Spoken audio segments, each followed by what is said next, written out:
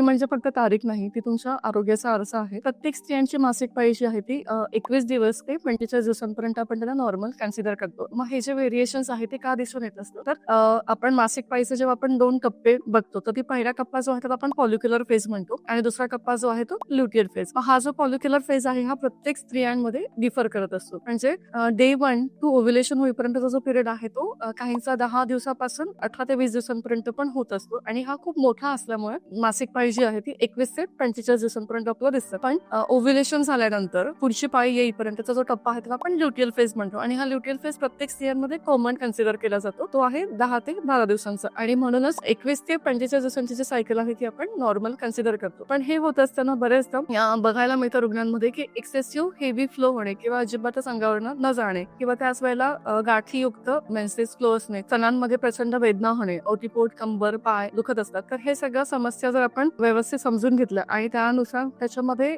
शरीरामध्ये होणारे जे व्याधी आहेत त्याची चिकित्सा जर आपण आधीच केली तर आपण पीसीओडी किंवा मेटाबॉलिक डिसऑर्डर जे आहेत जसे प्री डायबिटिक कंडिशन्स, अॅनिमिया ह्या गोष्टींना आपण लगेच वेळेत आपण निदान करून योग्य उपचार देऊ शकतो आणि त्या पद्धतीने स्त्री आरोग्याचं जे आपण नवीन वर्षापासून आपण जे सिरीज सुरू करतो आहे त्यासाठीचा जो पहिला टप्पा जो आहे आपण मासिक पाळीचं चक्र व्यवस्थित समजून घेतल्यानंतर आपण त्या वेळी जाऊया.